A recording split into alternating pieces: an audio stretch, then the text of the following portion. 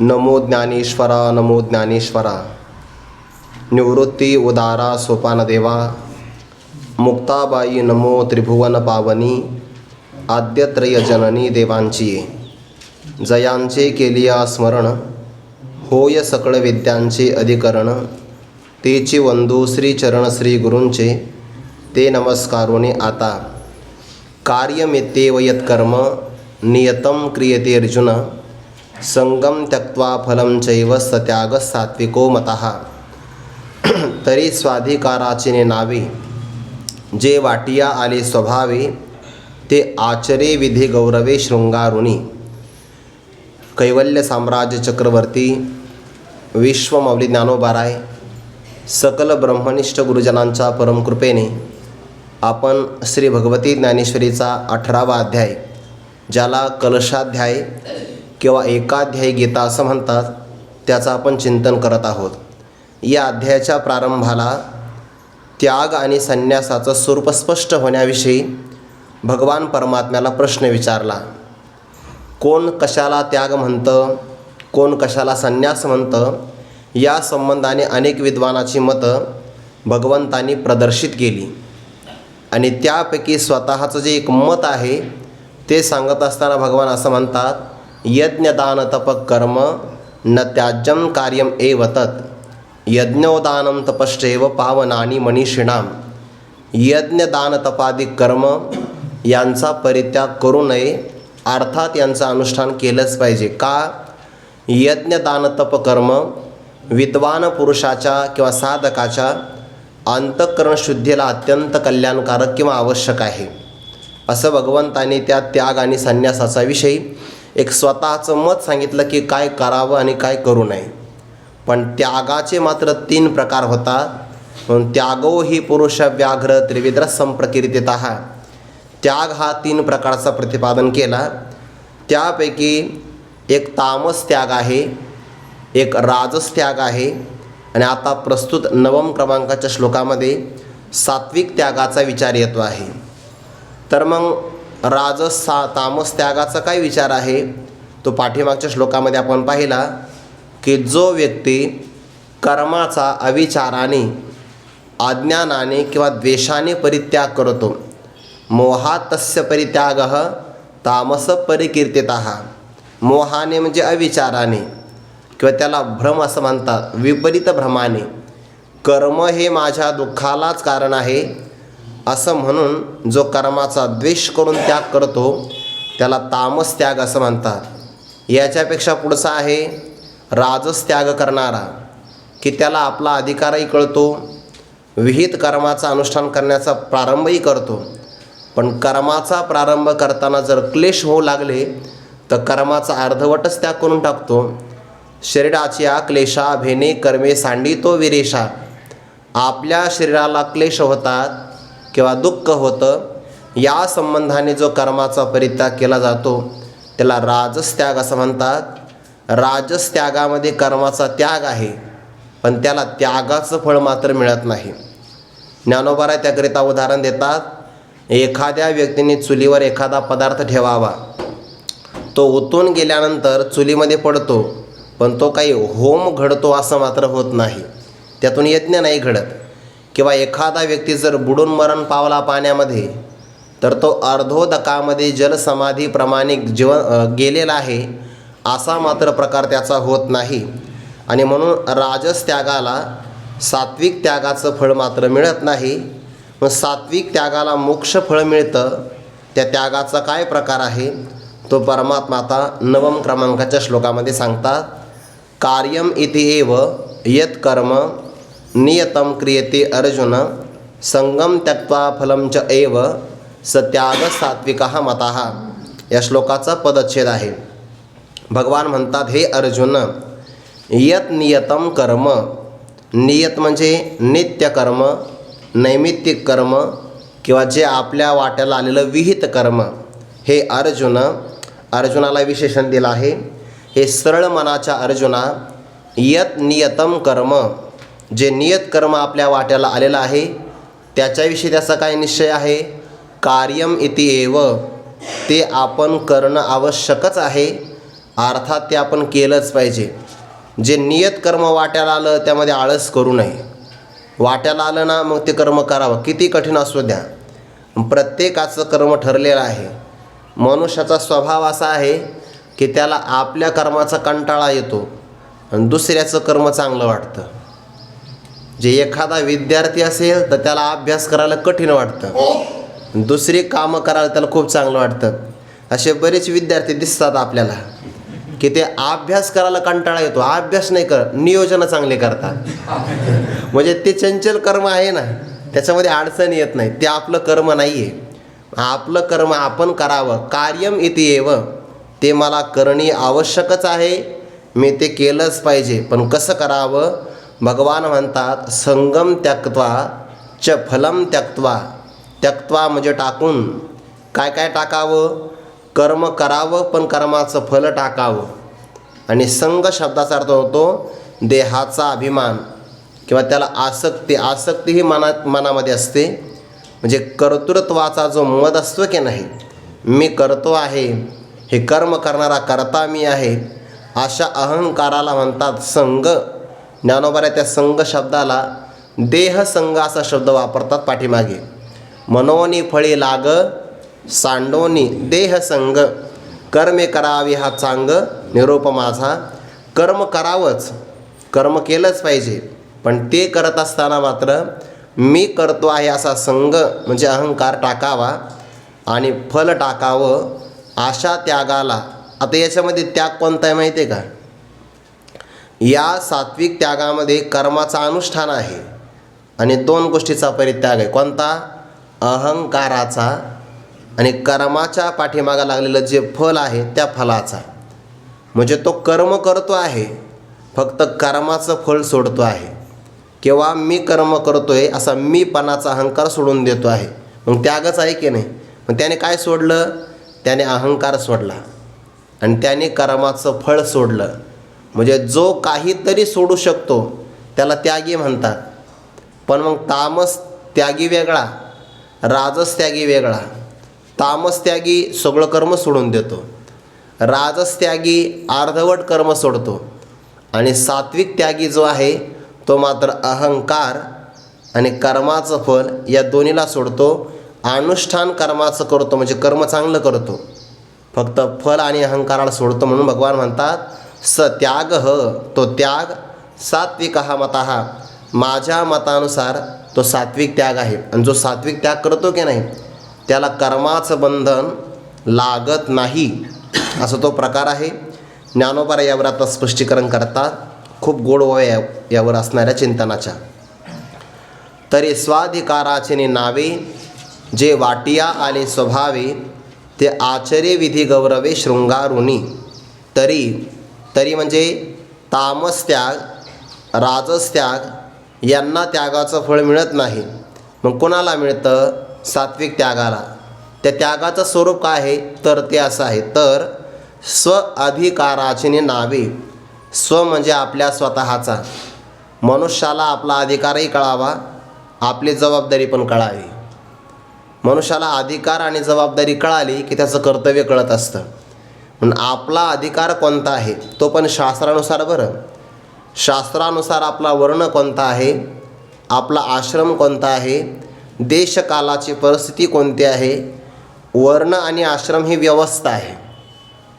एखादा जर व्यक्ती म्हणजे नाही सगळीकडे समानताच आली पाहिजे तर जमणार नाही ना. शाळेमध्ये विद्यार्थी बाकड्यावरच बसले पाहिजे आणि शिक्षक खुर्चीवरच बसले पाहिजे. पण तिथे एखादे पालक म्हणले नाही हा भेदभाव आहे तुम्ही करता, असं नाही करायचं म्हणे. मग विद्यार्थी खुर्चीवर आणि शिक्षक बाकड्यावर चालेल का? असं चालत नाही. ती एक व्यवस्था आहे. व्यवस्था समाजामध्ये नियमन राहावं याकरता आवश्यक आहे. आणि म्हणून शास्त्राने 4 प्रकारचे मानवामध्ये वर्ण केले. एका मानवामध्ये पुन्हा 4 प्रकारचे आश्रम लावले. ब्राह्मण, क्षत्रिय, वैश्य, शूद्र ही व्यवस्था वर्णाची आहे. ब्रह्मचर्य, गृहस्थ, वानप्रस्थ, संन्यास हा त्यातला पुन्हा आश्रम व्यवस्था आहे.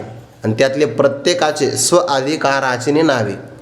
आपला ज्याच्यामध्ये अधिकार असेल ते आपल्या अधिकाराच्या नावाखाली जे वाटिया आले स्वभावे, स्वभावतः म्हणजे निसर्गतः जे आपल्या वाट्याला आलेलं आहे कर्म, ते कर्म करावं.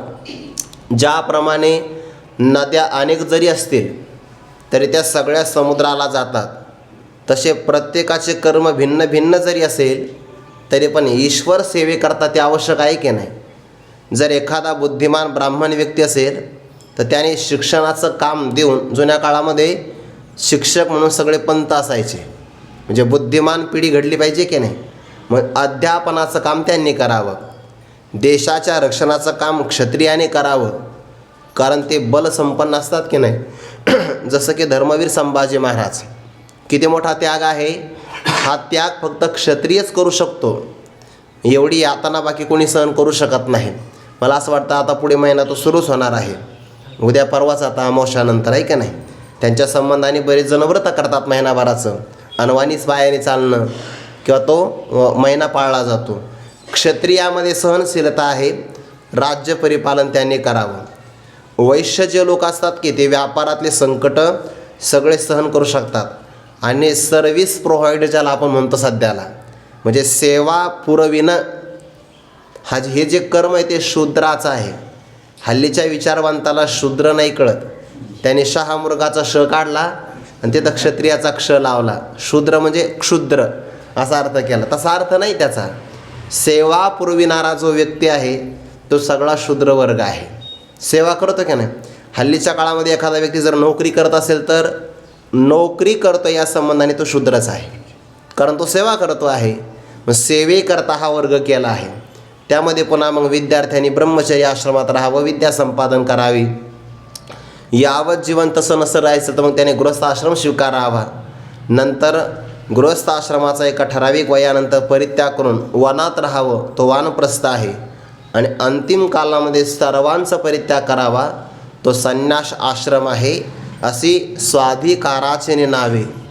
जे वाटिया आले स्वभावे, जे जे कर्म आपल्या वाट्याला आलेलं आहे ते कसं करावं ते आचरे. सांगू नाही बरं, नुसत्या सांगण्याचा प्रभाव होत नाही. शब्द कसा आहे, आचरे, आचरणाचा प्रभाव होतो.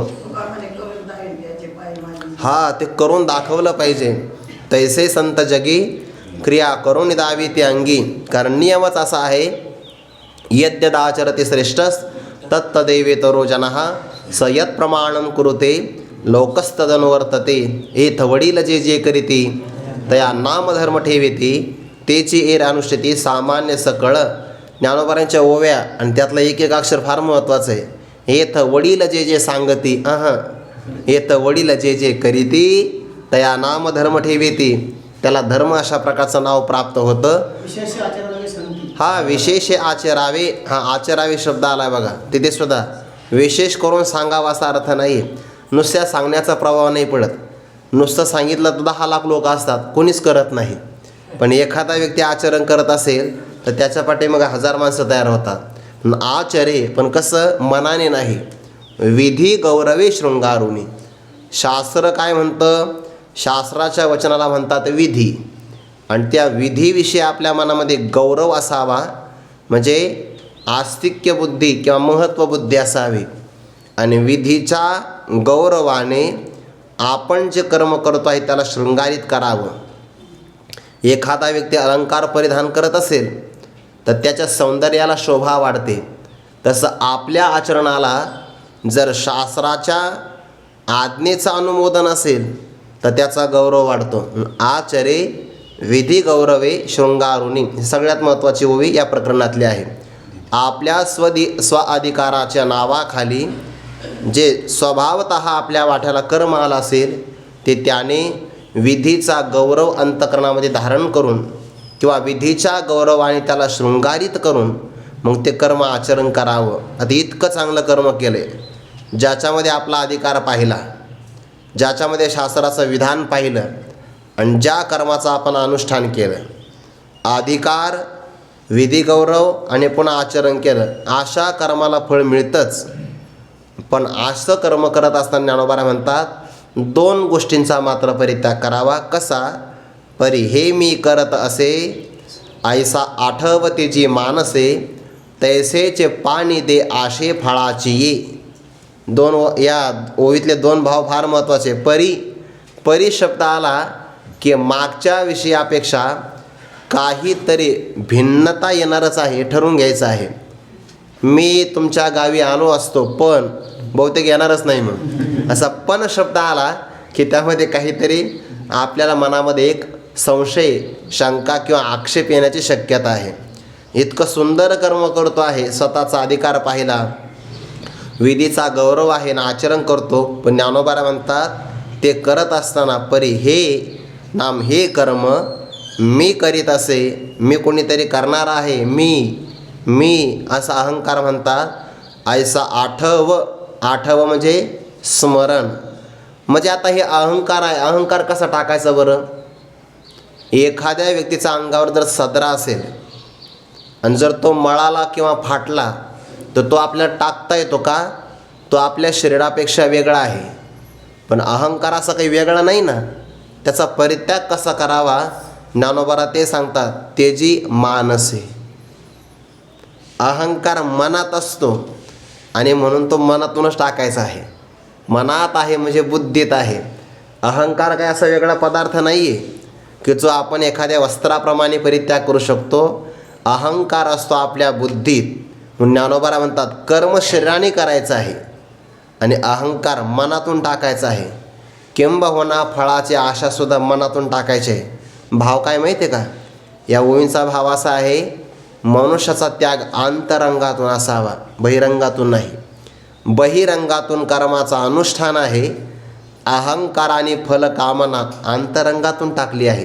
म्हणून शब्द आला मानसे. ऐसा आठव तेजी मानसे तैसेची म्हणजे त्याचप्रमाणे पाणी दे आशे फळाची. पाणी दे हा वाक्प्रचार आहे. पाणी दे म्हणजे पाणी सोडणे. आपण म्हणतो ना मी त्याच्यावर आता पाणी सोडलं म्हणजे काय? त्याचा आणि माझा संबंध तुटला, आता मी परत त्याचं ग्रहण करणार नाही. म्हणजे जेव्हा एखादा व्यक्ती अन्नदान करतो की नाही, मग घ्या पाणी, संकल्प सोडतो म्हणजे आता या अन्नदानावर खाणाऱ्याचा अधिकार आहे, माझा काहीच नाही. आतापर्यंत तो यजमान आहे, दाता आहे. आता दाता वगैरे काही नाही, आता तो सेवक झाला आहे. जसं तो पाणी सोडतो तसं आपण पाणी सोडावं. पण कशावर? फळाची ये आशे. अमुक कर्मापासून मला फळ मिळावं अशी जी फळाची आशा आहे त्या आशेवरच पाणी सोडावं. ज्याने आशेवर पाणी सोडलं तो फळावर सुद्धा पाणी सोडतच असतो. नाहीतर मग फळाचं पाणी सोडलं पण मनात आशा नाही कोणी का होईना आपलं नाव घेतलं पाहिजे अशी पण अपेक्षा नाही आहे. तैसेची पाणी दे आशे फळाची ये. आता याच दोन ओव्याचा ज्ञानोबा विस्तार करतात. कोणत्या गोष्टी टाकायच्या सांगितल्या?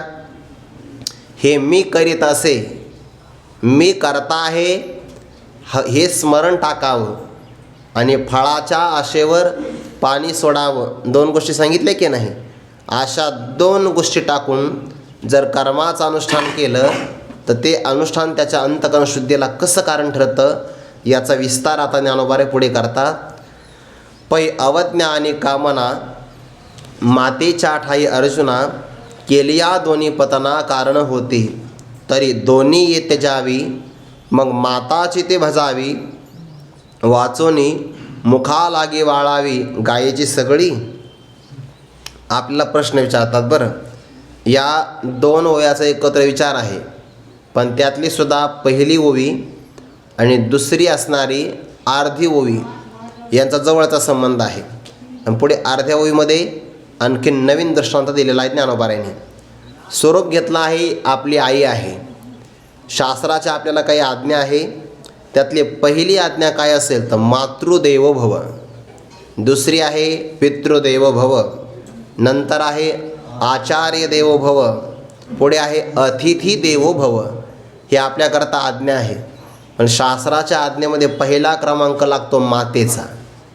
संन्यासी महापुरुष सहसा देवाचं दर्शन त्यांनी घ्यावं असं त्यांना विधी नियम नाही आहे. देवाचं दर्शन करत असताना ते दंडाचा स्पर्श करतात, देवाचं दर्शन घेतात. दंड लावतात देवाच्या पायाला आणि त्या दंडाद्वारे दर्शन घेतात. पण अशाही संन्यासी महापुरुषाला मात्र मातेच्या चरणाला नमस्कार करावा असं विधान आहे. इतकं मातेचं स्थान आपल्या संस्कृतीमध्ये उच्च शिखरावर आरूढ आहे. संन्यासी महात्मा जरी झाला तरी पण माता भजन करावं, अर्थात मातेची सेवा करावी असा अर्थ आहे. पण ती सेवा कशी करावी ज्ञानोबाला सांगतात. त्यातल्या 2 गोष्टीचा परित्याग करावा. एक, अवज्ञा. आपण कधीही मातेच्या आज्ञेचं उल्लंघन करू नये. अवज्ञा जर झाली म्हणजे आज्ञेचं उल्लंघन झालं तरी ती अवज्ञा आपल्या पतनाला कारण आहे. आणि का म्हणा, जर आपल्या मनामध्ये मातृत्वाच्या विषयी काही दुष्ट वासना निर्माण झाली तरी पण ते दोन्हीसुद्धा मातेच्या ठाई अर्जुना केलिया दोन्ही पतना कारण होती. आपल्या मातेचं आज्ञेचं उल्लंघन केलं तरी पण पतनालाच कारण आहे. आणि जर आपण काही मनामध्ये दुष्ट भाव ठेवला तरी तो सुद्धा आपल्या पतनालाच कारण आहे. श्रीमद आद्य जगद्गुरू शंकराचार्य, संन्यास घेण्याची अपेक्षा आहे, पण जोपर्यंत आपली माता आपल्याला आज्ञा करत नाही तोपर्यंत संन्यास ग्रहण केलाच नाही. पण आता आपली आई आपण एकुलता एक असल्यामुळे आपल्याला आज्ञाच देणार नाही. अगोदर आपण तसा संन्यास घेतला असता तर अवज्ञा झाली असती. अवज्ञेचा आपल्यावर आळ येऊ नये. लीला असते, स्नानाला गेली, एका मगराने त्यांचा पाय पकडला आणि तो मगर त्यांना पाण्यामध्ये घेऊन चालला. मातेला सांगितलं, आई आता तो मला सोडेल असं मला काही वाटत नाही, पण या प्रसंगाला आर्त संन्यास घेण्याची का होईना मला तू आज्ञा दे. एवढ्या क्षणामध्ये मी संन्यास घेतो म्हणजे माझं जीवन कृतार्थ होऊन जाईल. आईने विचार केला, अंतिम बाळकाची इच्छा आहे आणि मागतोच आहे आपल्याला आज्ञा, तर देऊन टाकली. तेवढ्या प्रसंगामध्ये त्यांनी संन्यास धारण केला. त्या मगराने सोडून दिलं. शंकराचार्य बाहेर आले आणि आईला पुन्हा मोह निर्माण झाला. आईने सांगितलं, बाळा मी तुला सहज म्हणले संन्यास घे. नाही म्हणे, आता तुझ्या मुखातून शब्द निघून गेला ना, संन्यास घे ही माझ्याकरता आज्ञा आहे. आता अवज्ञा नाही करणार म्हणजे काय, संन्यासच घेणार. अवज्ञा जर केली तरी पतनाला कारणच ठरते आणि दुष्ट वासना मनामध्ये असेल तरी पतनाला कारण ठरते. मग काय करावं, तरी दोन्ही येत त्याजावी. या दोन्ही गोष्टी कोणत्या, अवज्ञा आणि कामना, दोन्हीचाही परित्याग करावा आणि मग माताची ती भजावी. काय उदाहरण दिला या, नुसती मातेची सेवा करावी, बाकी कोणताही भाव मनात ठेवू नये. तसं नुसतं कर्म करावं, अहंकार आणि फल दोन्हीचाही परित्याग करावा. तरी दोन्ही ये त्याजावी, मग माताची ते भजावी. माताचं चकार शब्द वापरला, केवळ मातेचीच सेवा करावी. बरं, चकाराने अन्यांची व्यावृत्ती केली आहे, तसं चकाराने कर्मच करावं, फक्त अहंकार आणि फल सोडावं असं त्याचा अर्थ होईल. माताची ते भजावी हे झालं उदाहरण अर्ध्या आणि मागच्या एकावीमध्ये स्पष्ट. वाचोनी शिवाय मुखा लागे वाळावी गायेची सगळी. दुसरं उदाहरण दिलं आहे, गाय सर्वांगाने पवित्र आहे, पण कधी कधी गाय मात्र मुखाने अभक्ष असणारा पदार्थ भक्षण करते. मग आता गाई मुखाने जर एखादा पदार्थ स्वीकार करत असेल, वाईट पदार्थ, तर तेवढ्या मुखाने मलभक्षण केल्यामुळे सगळ्या गायीचा परित्याग करायचा असतो का, करायचा नसतो. वाचोनी मुखा लागे वाळावी. वाळावी म्हणजे त्याजावी किंवा टाकावी. गायीची सगळीच गाय मुखाने काही अभक्ष खाते आहे म्हणून टाकावी का, नाही. म्हणून तर गायीचं दर्शन घेत असताना मुखाकडून घेत नाही आपण, गायीचं दर्शन पाठीमागून घ्यायचं असतं. नियमच असा आहे. प्रदक्षिणा आपण सगळी करू शकतो, पण दर्शन करताना गायीचं मात्र दर्शन पाठीमागून घ्यायचं आहे असं त्याचा अर्थ होतो. म्हणून एका मुखाकरता सगळीच गाय टाकावी का, टाकू नये. तसं कर्माच्या बाबतीमध्ये कर्मसेवन करावं, पण अहंकार आणि फळ टाकावा, कर्माचा मात्र स्वीकार आहे. आणखीन उदाहरण देतात ज्ञानोबाराय. आवडती ये ही फळी असारे साली अंठोळी, त्यासाठी अवगळी फळाते कोणी, तैसा कर्तृत्वाचा मद आणि कर्मफळाचा स्वाद, या दोहीचे नाव बंद कर्माचा की. तरी या दोहीच्या विखी, जैसा बाप नातळे लेकी, तैसा हो न शके दुःखी, विहिता क्रिया. हा तो त्याग तोरवर, जोगा मोक्ष फळे ये थोर, सात्विक ऐसा डगर याशीच जगी. या 2-3 वेळा एकत्र विचार केला तर आणखीन जवळचा अर्थ लागतो. पुढे मात्र नवीन विषयाला प्रारंभ आहे. आता शब्दाने आपण बाजारातून फळं विकत आणतो, त्याचं ज्ञानोबाऱ्या उदाहरण देतात. आता सगळीच फळं काही सार नसतात. काही फळं अशी असतात ते सर्वांगाने सारभूत असतात. ज्याप्रमाणे पेरू सारभूत आहे, सर्वच खावा, आरोग्याला चांगला आहे. ज्याला उदराचा काही त्रास असेल त्याने दुपारी जेवण झालं की मस्त पिकलेला, जास्तही पिकलेला नाही, पेरू खावा, त्याच्या उदराला चांगल्या प्रकारचं म्हणजे पोटाचं आरोग्य चांगलं राहतं. मग तो पेरू सर्वांगाने खायचा असतो. अंजीर सर्वांगाने खायचा आहे, आंबा सर्वांगाने नाही खायचा. किंवा कवट नाही म्हणे विकत घेतलेला आहे, मग सगळंच खायचं. शक्य आहे का ते? सगळं खायचं नाही. आवडतीये ही फळी, फळी म्हणजे फळ, आणि आवडतीये म्हणजे आपल्याला जे वाटतं, असा एक अर्थ होतो. आवडणे म्हणजे वाटेल ते, आणि आवडे म्हणजे वाटेल ते, किंवा आवडे म्हणजे प्रिय वाटणं. ज्या फळावर आपलं प्रेम आहे, आपलं सध्याला एकच फळावर प्रेम आहे, श्रीफळ. आवडतीये ही फळी आवडतं फळ आहे की नाही आपलं. पण असारे साली आंठोळी, आंठोळी म्हणजेच काय, बी, आणि वरती असणारी साल.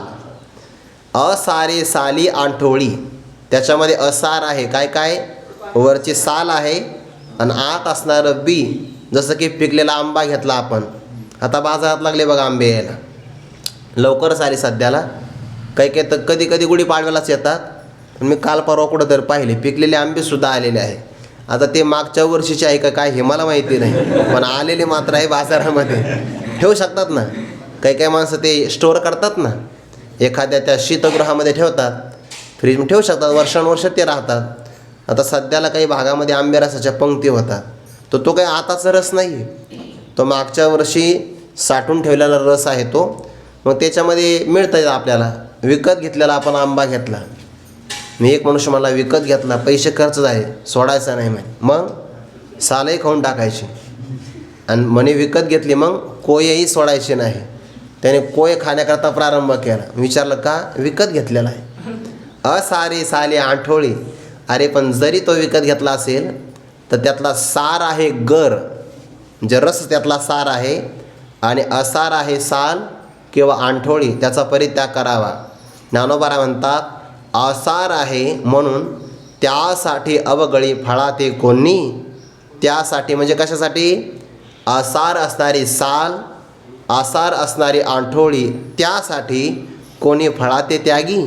कोणी फळाचा अवगळी, अवगळी म्हणजे त्यागी, कोणी फळाचा परित्याग करतं का? नाही करत. तसं कर्तृत्वाचा अहंकार आणि कर्मफलाची असणारी आसक्ती, यासाठी अवगळी कर्माते कोणी, यासाठी कोणी कर्माचा परित्याग करतो का? करत नाही, आणि करूही नाही.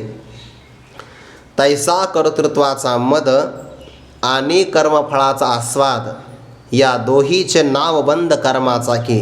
यातला बारकावा खूप गोड आहे बरं. कर्म स्वरूपाने बंधनाला कारण नाही, कर्म जड आहे. मग कर्माचं बंधन कुणाला होतं? ज्याच्या मनामध्ये कर्तृत्वाचा मद आहे. मद म्हणजे गर्व आहे किंवा अभिमान आहे, आणि कर्म केल्यानंतर त्या कर्मफळाचा आस्वाद घेण्याची वृत्ती आहे. तर ती कर्मफळाची आस्वाद वृत्ती हे कर्माचं बंधन आहे. आणि कर्म केल्यानंतर मी कर्म करतो आहे असा कर्तृत्वाचा गर्व आहे, ते कर्माचं बंधन आहे. म्हणजे कर्माच्या बंधनाचे दोन अंश. कोणता? एक कर्तृत्वाचा अहंकार, दुसरा कर्मफळाची स्वाद घेण्याची वृत्ती. या दोहीचे नाव बंध कर्माचा की. या दोघालाच कर्माचा बंध अशा प्रकारचं नाव प्राप्त झालं आहे. मागे दिले उदाहरण आहे की नाही, कोणतंही आपल्याला प्रिय असणारं फळ असेल, पण काही फळाची साल चांगली आहे आणि काही फळाचे मात्र साल खाऊ नये, असा विचार आहे. सफरचंदाची साल खाऊ नये बरं, ते आरोग्याला चांगली नाही. पेरूची खावी, कारण पेरूला साल आणि ते सगळं सारच आहे.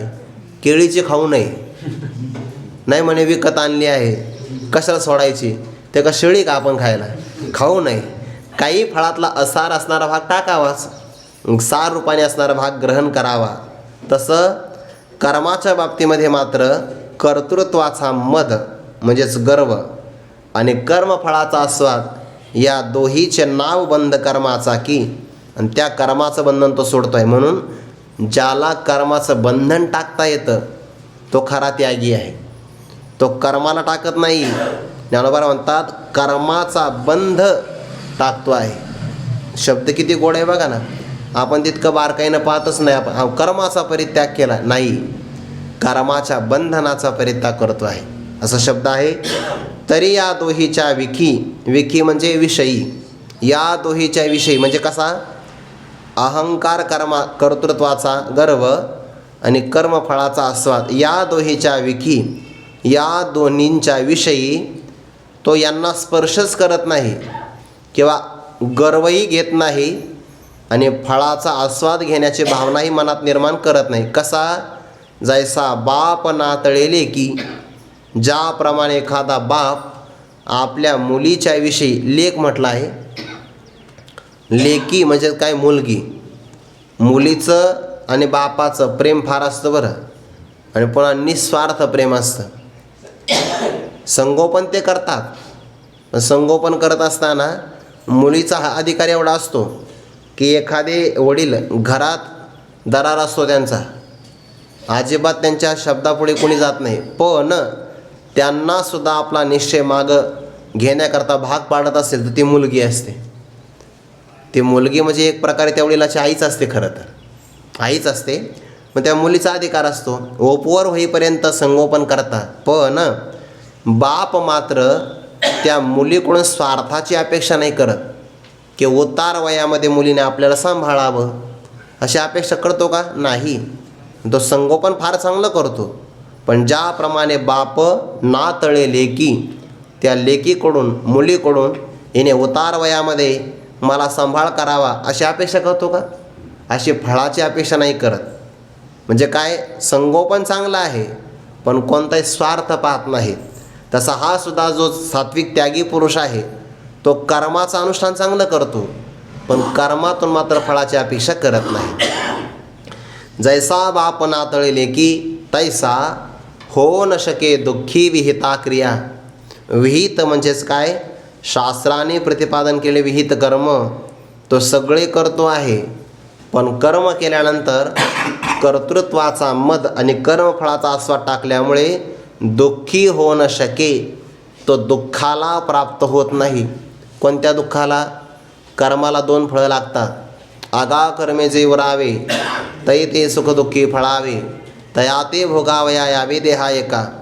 कर्मातून पाप झालं तर त्याला दुःख भोगावं लागतं, आणि कर्मातून पुण्य प्राप्त झालं की त्याला सुख भोगावं लागतं. पुढे सांगू का, जर पाप अत्यधिक झालं की नरकात जावं लागतं म्हणजे दुःखच आहे, आणि पुण्य अधिक झालं की स्वर्गात जावं लागतं. पुण्यफळ आहे की नाही, पण खरं सांगू, खऱ्या अंगाने विचार केला तर स्वर्गात जाणंसुद्धा दुःखच आहे. कारण का, स्वर्ग देवाच्या प्राप्तीला प्रतिबंधक आहे. ज्याप्रमाणे लोखंडाची बेडी ही बंधनाला कारण आहे, तशी सोन्याची बेडीसुद्धा बंधनालाच कारण आहे. तसं पाप बंधनाला कारण, तसं पुण्यसुद्धा बंधनाला कारण आहे.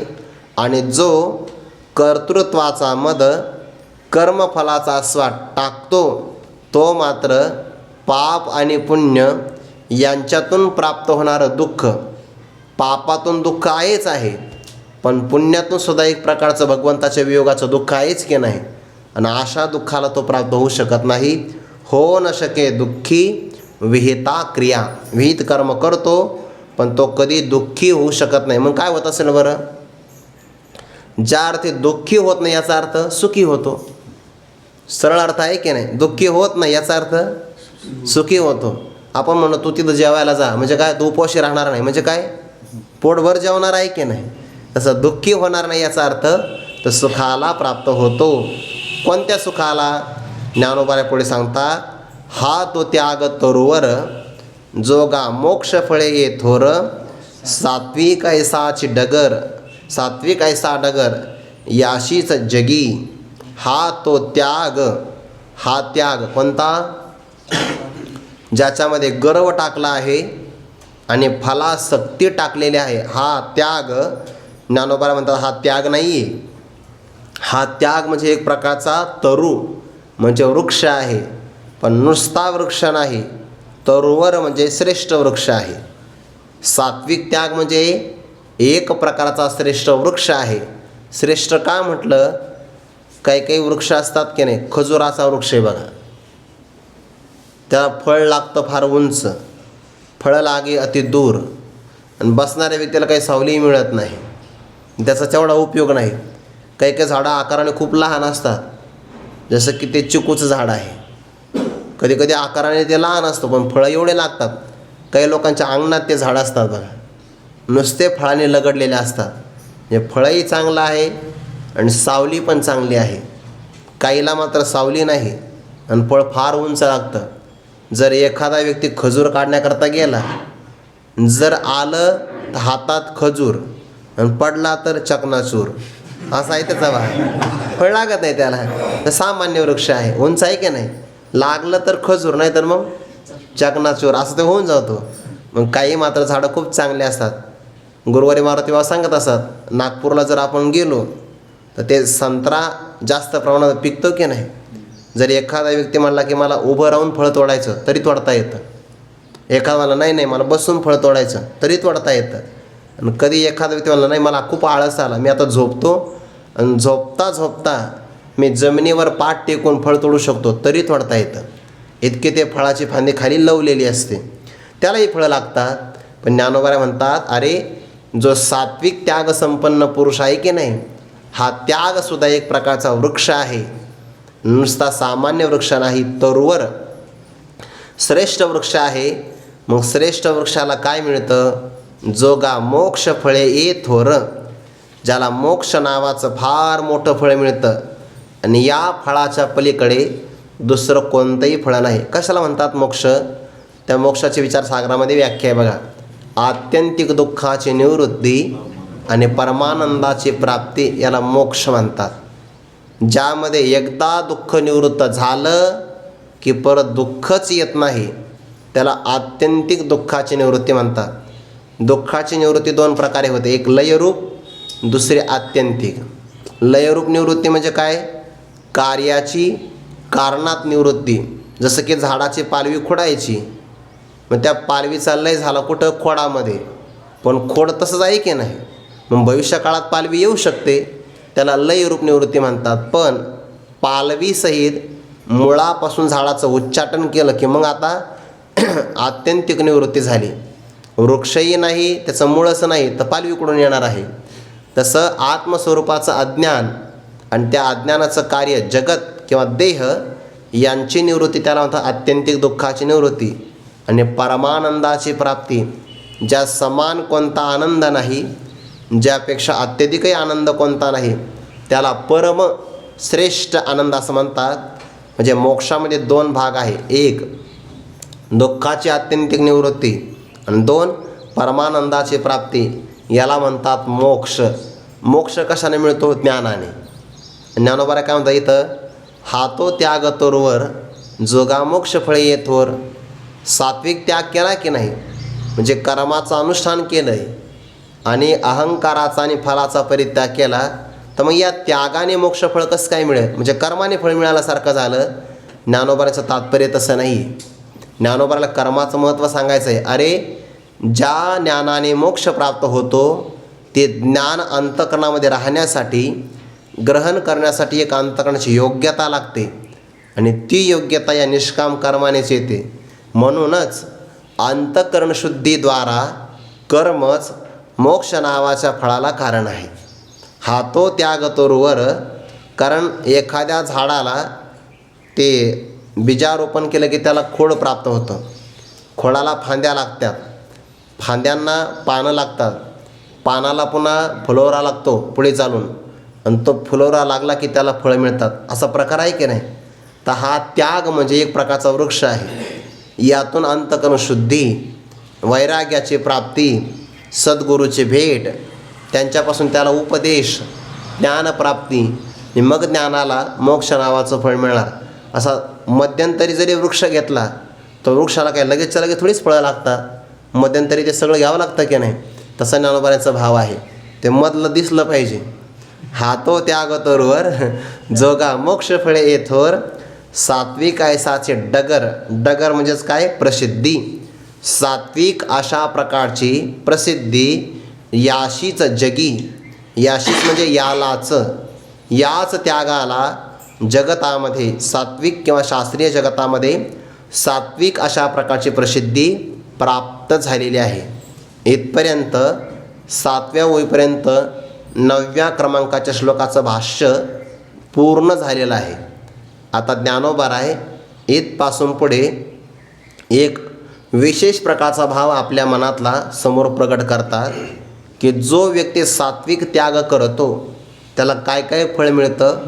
पुढचे फार गोड ओवे आहेत. आता नवीन शब्द आहे किंवा नवीन विषय आहे. आता या सात्विक त्यागामध्ये कशाचा त्याग आहे, कर्माचा नाही बरं, कर्माच्या फलाचा आहे आणि अहंकाराचा किंवा कर्तेपणाचा त्याग आहे. म्हणजे त्याग आहे कर्तृत्वाचा, त्याग आहे कर्मफलाचा, पण कर्माचा त्याग नाही आहे, कर्माचा स्वीकार आहे. आणि असाच त्याग भविष्य काळामध्ये त्याला मोक्ष नावाच्या श्रेष्ठ फळापर्यंत, ज्या फळाच्या पलीकडे आता कोणतंही फळ नाही असं फल त्याला प्राप्त होतं. म्हणून हा तो त्याग तोरवर जोगा मोक्ष फळे ये थोर. ज्याला मोक्ष नावाचं फळ लागतं आणि फळ लागलं की त्या झाडाची सफलता आहे. म्हणून कर्माचा, सात्विक कर्माचा स्वीकार का केलेला आहे, म्हणजे सात्विक त्यागाचा स्वीकार का, त्याला मोक्ष नावाचं फळ मिळतं. म्हणून सात्विक असा प्रसिद्धीचा भाव त्याला प्राप्त झाला. इथपासून पुढे आता असा त्याग करणारा जो व्यक्ती आहे त्याची अध्यात्मातली प्रगती किंवा अध्यात्मातला प्रवास होतो कसा, तो ज्ञानोबारे पुढे सांगतात. आता जाळोनी बीज जैसे झाडा की जे निर्वंशे, फळ त्यागोनी कर्म तैसे तेजिले जेने. आता एखाद्या झाडाचा आपल्याला परित्याग करायचा असेल तर त्या झाडाला एकतर आपल्याला मुळापासून उच्चाटन करावं लागतं. पण एखाद्या व्यक्तीने त्या झाडाचं बीज जाळलं, ते आपण शेंगदाणे वगैरे खातो, ते कच्चे असेल तर खाण्याच्या उपयोगाचे आहे, पण कच्चे असेल तर पेरण्याच्या किंवा लावणीच्या पण उपयोगाचे आहे. पण उपवास होता, शेंगदाणे भाजले किंवा त्याला तेल मीठ मिरची मसाला लावला, कुरकुरीत झाले ते, एका व्यक्तीने ते खाल्ले, तो वा शेंगदाण्याला चव खूप चांगली आहे. माऊलींच्या मंदिरामध्ये बघा ज्ञानोबाने नैवेद्य असतो, ते शेंगदाणे इतके सुंदर भाजलेले असतात, इतके सुंदर की त्यासमोर बदामसुद्धा फिके आहे. तो प्रसाद ज्ञानोबारांचा आहे की नाही. असे एका व्यक्तीने शेंगदाणे खाल्ले, तो मला हे शेतकरी ना अडाणी आहे, कच्चे शेंगदाणे पेरतात म्हणजे भुईमुगाला कच्च्या शेंगा लागतात. आपण नवीन प्रयोग करू, जे कुरकुरीत शेंगदाणे असतात की नाही पुढच्या वर्षी आपण ते पेरू. म्हणजे काय, जर जमिनीत शेंगदाणे लागलेच, शेंगा लागल्यास तर आपोआपच शेंगदाणे भाजून येते, असा प्रयोग केला त्याने. मग शेंगदाणे जाळले म्हणजे भाजले. आता जाळून बीज जैसे, ज्याप्रमाणे ते बीज जाळलं तर मग काय होतं, झाड येतं का, नाही, त्यातून वेल येत नाही. झाडा की जे निर्वंशे, त्या झाडांचा पूर्ण वंशच नाहीसा केल्यासारखा होतो. नाहीतर एरवी असं आहे, बीज मोडे झाड होय, झाड मोडे बीजी सामाये, ऐसे निकल्प कोडी जाये परे जाती न नसे. असं होतं की नाही. बीज मोडलं तर झाड होतं, झाड मोडलं की त्यातून बी तयार होतं, असं चक्र सारखं चालू असतं.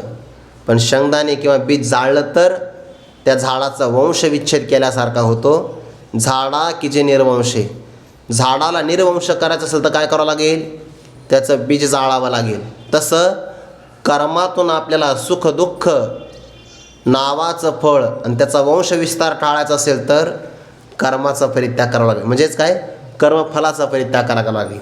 म्हणून जाळून बीज तैसे झाडा की जे निर्वंशे, ज्ञानोबाचा शब्द बघा कसा आहे, फळ त्यागुनी कर्म तैसे त्यजिले जेने. जेने कर्म तैसे त्यजिले, पण कसे, फळ त्यागुनी, ज्याप्रमाणे झाडाचं बीज टाकलं की पूर्ण झाडाचाच परित्याग होतो बीज जाळल्यानंतर, तसं कर्माचं फळ टाकलं, फळ त्यागुनी, कर्माचं फळ टाकलं की कर्म निर्वंश होऊन जातं.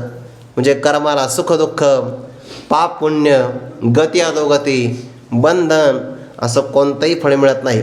आणि असं कर्माचा फळाचा परित्याग ज्याने केला त्याला काय प्राप्त होतं?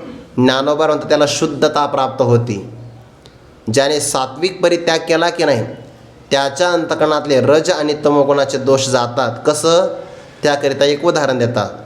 तया लागत खेवो परिसी, धातूची गंधी काळी माझैसी, जाती रज तमे तैशी तुटली दोन्ही. हे ज्या पुरुषाने फळाचा परित्याग करून कर्माचा परित्याग केलेला आहे, म्हणजे फळ टाकणं हाच कर्माचा खऱ्या अर्थाने परित्याग आहे, असं ज्याने केलं त्याच्या जीवनातले रजोगुण आणि तमोगुण जातात. रजोगुणामध्ये चंचलता असते आणि तमोगुणामध्ये जाड्य असतं, आळस असतो. हे दोन्ही पण वाईट आहे. पण मग सात्विक त्याग जर घडला तर या दोघांचा परित्याग कसा होतो? उदाहरण देता. तया म्हणजे तया परिसी लागत खेवो. परिस नावाचा एक विशेष प्रकारचा दगड आहे. हा आपल्याला भाग्यवशात सापडला तर सापडेल, ते सापडणार नाही. पण ज्ञानोबांनी वर्णन केलेलं आहे म्हणजे असेलच. तया लागत खेवो परिसी, त्या परिसाला लागल्याबरोबर. धातू शब्द घेतला बरं. धातू म्हणजे लोखंड घ्या किंवा कोणताही धातू घ्या. भाव असा आहे, लोखंड हे सगळ्यामध्ये लवकर गंजतं मातीत टाकल्यानंतर. मग आता जो परिस हीन असणाऱ्या लोखंडाचं सोनं करू शकतो तो बाकीच्यांचं नाही का करणार? असं कैमोतीने अर्थ घ्या. तया लागत खेवो परिसी, त्या परिसाला लागल्याबरोबर. खेवो म्हणजे बरोबर, स्पर्श झाल्या क्षणीच. नाहीतर असं नाही की आज परिस लागला पहिल्या दिवशी आणि काल्याच्या दिवशी सोनं झालं, अशा 8 दिवस जात नाही मध्यंतरी. लागल्याबरोबर धातूची गंधी काळी माझैसी, जाती इथपर्यंत स्वल्पविराम द्यायचा, जातोच असा अर्थ आहे. धातूची म्हणजे कोणत्याही धातूची, गंधी काळीमा म्हणजेच काय? अमंगळ असणारा काळीमा, त्याला आपण गंज म्हणतो किंवा हिंदीत त्याला जंग असं काहीतरी म्हणतात. किंवा काळीमा म्हणजे डाग, कोणत्याही धातूचा डाग जातोच का? कारण त्या धातूचं सोनं होतं. तसं सात्विक त्याग झाल्याबरोबर त्याच्या अंतकरणातले रज आणि तमगुणाचा काळीमा जातोच. रज तमे तैसी तुटली दोन्ही म्हणजे 2 गोष्टी, रजोगुणाची चंचलता आणि तमोगुणाचं जाड्य, या दोन्ही गोष्टी तुटून जातात. म्हणजे त्याचं अंतकरण शुद्ध होतं. आणि मग काय होतं? मग सत्वे चोखाळे म्हणजे स्वच्छ किंवा शुद्ध. उघडती आत्मबोधाचे डोळे, तेथ मृगांबुसांच वेळे होय जैसे. मग सत्वे चोखाळे. किती ओव्या आहे? 4-5च. पण सगळ्या अध्यात्माचं सूत्र इथपर्यंत सांगितलं ज्ञानोबांनी. सगळं सूत्र प्रतिपादन केलं आहे. कर्माचं अनुष्ठान करावं, फळाचा परित्याग करावा. फळाचा परित्याग करून ज्याने आपल्या जीवनामध्ये कर्माला थांबवलं आहे, निर्वंश केला आहे, आणि मग असा कर्माचा परित्याग झाला की त्याच्यातलं रजोगुण जातं, तमोगुण झडतो आणि मग सत्व प्राप्त होतं, शुद्ध सात्विक गुण प्रकट होतो. मग सत्वे चोखाळे म्हणजे स्वच्छ आणि शुद्ध. मग सत्वगुण आहे बरं. आणि सत्वा संजायते ज्ञानम, सत्वगुणामध्ये ज्ञान प्राप्त होत असतं. 14व्या अध्यायामध्ये विचार आला, तत्र सत्वम निर्मलत्वात प्रकाशकम अनामयम, असं म्हटलं की नाही. सत्वगुण निर्मल आहे, शांत स्वरूपाचा आहे. पण त्या सत्वगुणामध्ये जर रजोगुणाचा आणि तमोगुणाचा काही भाग मिश्रित असेल तर त्याला ज्ञान प्राप्त नाही होत. मग रजोगुण त्याला चंचल करतो आणि तमोगुण त्याला आळस आणतो. आणि ते दोन्ही गेले पाहिजे. मग सत्व स्वच्छ जर असेल, त्या सात्विक गुणाला किंवा सत्वगुणाला स्वच्छता केव्हा प्राप्त होते? जर त्याच्यातून रजोगुण आणि तमोगुण निघून गेला तर. मग सत्वे चोखाळे, सत्वगुण स्वच्छ झाल्यामुळेच उघडती आत्मबोधाचे डोळे. बोध म्हणजे ज्ञान, त्याचे आत्मबोधाचे डोळे उघडती. अगोदर हे डोळे झाकलेले असतात, म्हणजे तो अज्ञानी असतो ना, तो पण त्याचे डोळे मिटलेले असतात. पण जर सात्विक गुण जर स्वच्छ झाला तर अंतकरणाच्या शुद्धीमुळे सद्गुरूंनी फक्त त्याला महावाक्याचा उपदेश केल्याबरोबर उघडती आत्मबोधाचे डोळे, त्याचा आत्मज्ञानाचा डोळा उघडतो, आणि ज्याचा आत्मज्ञानाचा डोळा उघडतो त्याला जागृती प्राप्त होते. एखाद्या मनुष्याचा डोळा लागला की त्याला स्वप्न पडतं की नाही? स्वप्नामध्ये सगळे विचित्र दिसतं, पण जर त्याला जाग आली आणि त्याचा डोळा उघडला तर विचित्र स्वप्न दिसतं नाही दिसत. तसं ज्याला आत्मज्ञानाची जागृती आली त्याला प्रपंच किंवा जगत नावाचा भ्रम दिसत नाही.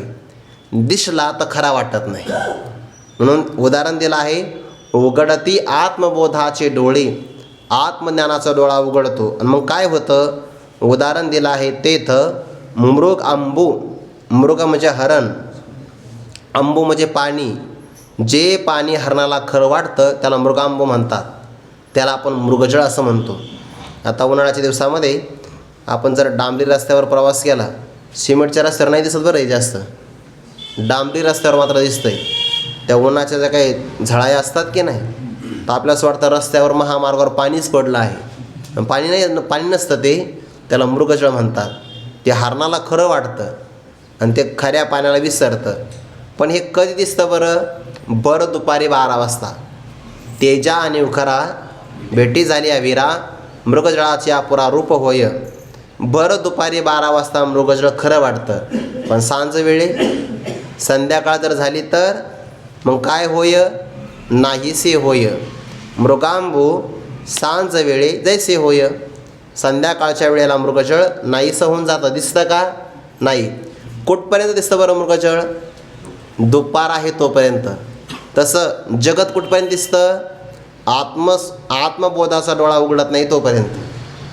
आणि एकदा आत्मबोधाचा डोळा उघडला की मग जगत जगत नाही. तैसा बुद्ध्यादिका पुढा असतची ईश्वाभास एवढा, तो न देखे कवनी कडा आकाश जैसे.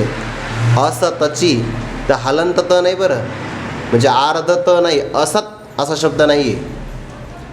असत पूर्ण त आहे. असत म्हणजे असलेलाच. बुद्ध्यादिका पुढा, त्याच्या बुद्धी, मन, शरीर यांच्या पुढे म्हणजे अंतःकरणाच्या वृत्तीच्या पुढे असलेला एवढा मोठा विश्वाचा आभास आहे, भ्रम आहे, पण तो न देखे. कवनीकडा म्हणजे कुणीकडे सुद्धा एवढा मोठा जगताचा प्रपंच तो पाहतच नाही. ज्याप्रमाणे आकाश आहे, आकाश सगळीकडे आहे की नाही? इथे आकाश आहे की नाही? इथे आकाश आहे, पण दिसतं का? पकडता येतं? पोकळी आहे म्हणजे आकाश आहे की नाही? आकाश सगळीकडे आहे, पण ते नेत्रेंद्रियाचा मात्र विषय होत नाही. तसं ज्या महापुरुषाला आत्मबोध प्राप्त झाला त्याच्यासाठी जगत सत्यत्वाने त्याला सापडत नाही.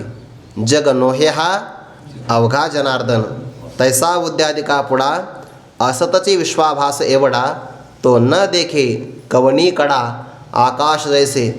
खऱ्या आत्मबोधामध्ये महापुरुषांचा अनुभव आहे. आपण अलंकाराला अलंकार म्हणतो कारण आपली नजर दागिन्यावर आहे, आणि सोनार अलंकारालाही सोनार म्हणतो का, सोनं म्हणतो का?